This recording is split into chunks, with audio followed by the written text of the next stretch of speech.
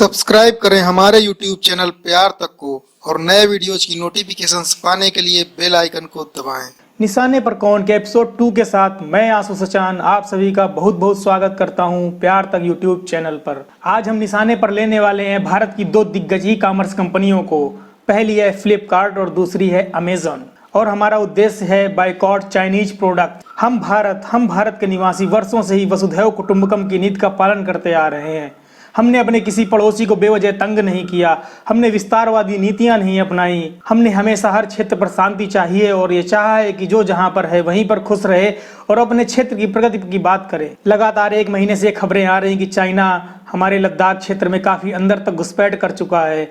कई बार मीडिया में खबरें आई हैं कि चाइना के सैनिकों के साथ हमारे भारतीय सैनिकों की झड़प हुई है, उसके बाद बैठकें हुई हैं, सरकारों ने अपना पक्ष रखा है और उसके बाद भी चाइना लगातार हमें आंखें दिखा रहा है। जानते हैं आप उसकी वजह क्या है? उसकी वजह हम लोग हैं, हम भारतीय हैं।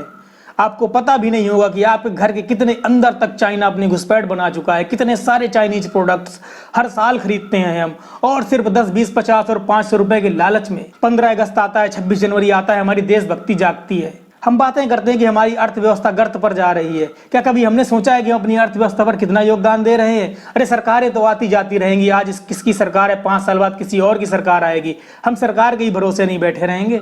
हमें भी कुछ करना होगा। हमारी भारतीय होने के नाते हमारी भी कोई जिम्मेदारी बनती है कि हम भारतीय अर्थव्यवस्था में क्या योगदान करें, भारत की प्रगति में क्या योगदान करें। हमारा जमीर मर चुका है, इतिहास गवाह है। हजारों साल तक हम गुलाम रहे। क्यों? राणा प्रताप जैसा वीर भारत में कभी नहीं हुआ, लेकिन गद्दारी की हमने। हमारी गद्दारी से बाबर भारत में आया, हमारी गद्दारी से अकबर महान बना। हमने गद्दारी की शिवाजी के साथ, हमने गद्दारी की सरदार पटेल के साथ, चंद रुपयों चंद सत्ता के लिए। और आज भी हमारा जमीर सोया हुआ है। आज नहीं जागे तो बहुत देर हो जाएगी।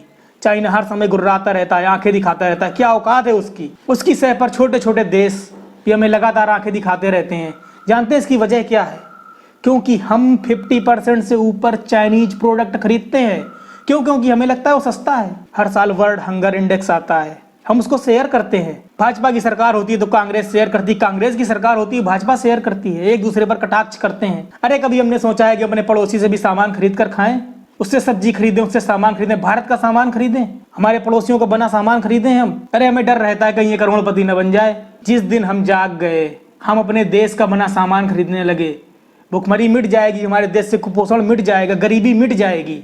लेकिन ये हमारी आपकी समझ में नहीं आएगा। क्यों? क्योंकि हम ही प्रचार कर रहे हैं उनका। चाहे चाइना का फोन हो, चाइनीज इलेक्ट्रॉनिक सामान हो, चाइनीज एप्स हो, सबका हम प्रचार प्रसार कर रहे हैं और इस्तेमाल कर रहे हैं सिर्फ इस वजह से क्योंकि वो सस्ता है। क्या आपको पता है आप अपना देश बेच रहे हैं? मैंने भी कभी इस्तेमाल किया था, मेरी आंखें बंद थीं, आज मेरी आंखें खुल गई हैं और मैं आप सबको भी जगाना चाहता हूँ। इस पूरे वीडियो को आप सब ध्यान से देखिए और जितना ज़्यादा हो सके आप शेयर कीजिए इसको। हर भारतीय तक ये बात पहुँचनी चाहिए। देश में बड़ी बड़ी कैंपेन चल रही हैं, बहुत सारी संस्थाएं बायकॉट चाइनीज प्रोडक्ट्स के लिए आवाज़ उठा रही हैं। लद्दाख से हमारे सोनम वांगचुक जी लगातार आवाज़ उठा रहे हैं कि हमें चाइनीज प्रोडक्ट का बहिष्कार करना चाहिए। लेकिन इतनी अंदर तक वो जड़ें जमा चुका है कि हमारी हिम्मत नहीं होती उसे छोड़ने की। लेकिन हमें हिम्मत करनी पड़ेगी, हमें एकता दिखानी पड़ेगी। एकता में शक्ति होती है। हमें चोट करनी पड़ेगी चाइना की अर्थव्यवस्था पर और हमें अपनी भारतीय अर्थव्यवस्था को मजबूत करना पड़ेगा।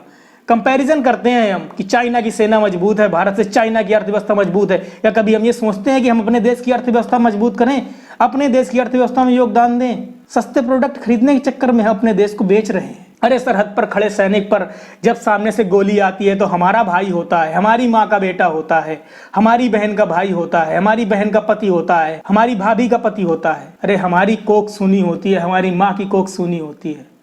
कभी आपने सोचा है कि सिर्फ आप घर पर चुपचाप बैठ करके सिर्फ बड़ी बड़ी बहसें देखते हैं और बस आराम से सो जाते हैं? जो होगा देख लेंगे, सरकार देख लेगी। सरकार सब कुछ नहीं देखेगी। सरकार भी बंधी होती है वैश्विक व्यापारिक संधियों से। सरकार हर चीज पर प्रतिबंध नहीं लगा सकती है, लेकिन हमारे हाथ नहीं बंधे, हमने चूड़ियां नहीं पहन रखी। हम बहिष्कार करेंगे चाइनीज प्रोडक्ट का, देश की अर्थव्यवस्था को मजबूती देंगे। दोस्तों मैं कुछ चाइनीज ऐप्स जिनका आप धड़ल्ले से इस्तेमाल करना उन्हें बताना चाहूँगा। पिछले कुछ समय, 1 महीने पहले और 1 महीने से तक लगातार टिकटॉक को बैन करने की काफ़ी मांग उठी थी और हमने उसके लिए प्रयास किया। हम एकजुट हुए, हमने ढेरों चाइनीज ऐप्स को अनइंस्टॉल किया। चाइना बौखला गया, उसने हमें धमकी भी दी कि आप अगर ऐसा करेंगे तो हम आपके साथ ये करेंगे वो करेंगे। अरे करना हो जो कर लो, हम डरने वाले किसी से नहीं हैं। अब भी हमारे करोड़ों भारतीय ऐसी ऐप्स, ऐसे प्रोडक्ट्स का इस्तेमाल कर रहे हैं। दोस्तों हमें जागरूक करना होगा। तो कुछ ऐप्स मैं आपको बता रहा हूँ।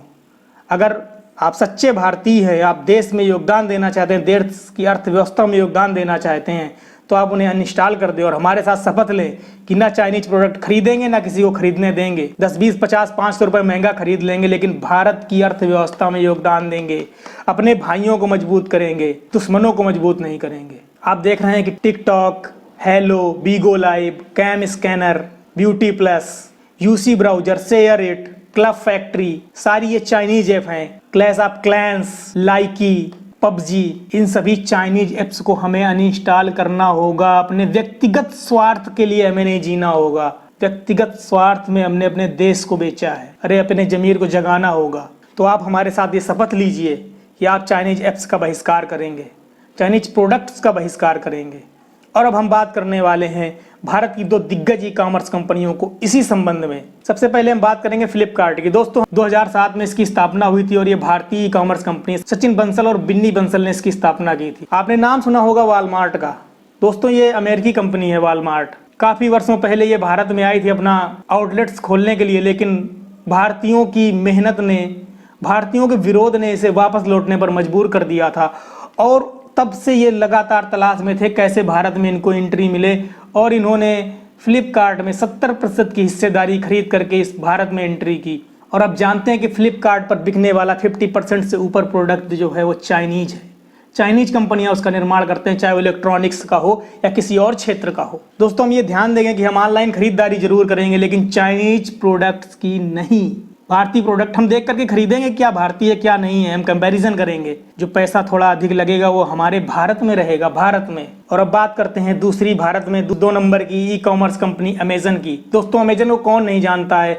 अमेजन के मालिक जेफ बेजोस विश्व के सबसे अमीर आदमी है और इसकी स्थापना 1994 में हुई थी। क्या आपको पता है अमेजन पर बिकने वाला 70% प्रोडक्ट जो है उसकी हिस्सेदारी चीनी कंपनियों से है। चीनी कंपनियां वो सामान बना करके भारत में बेचती हैं और पिछले 2 सालों में ये बढ़ा हुआ है कितना, कम से कम 26% इसमें बढ़ोतरी आई है।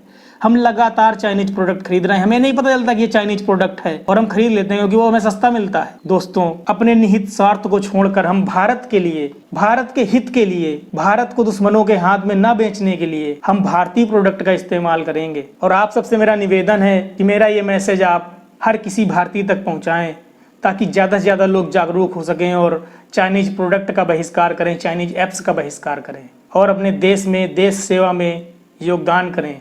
एकता में शक्ति होती है। दोस्तों हम जल्द ही मिलेंगे अपने नए एपिसोड के साथ जिसमें निशाने पर होगा कोई नया। आपके सुझाव आमंत्रित हैं। तब तक के लिए नमस्कार, धन्यवाद।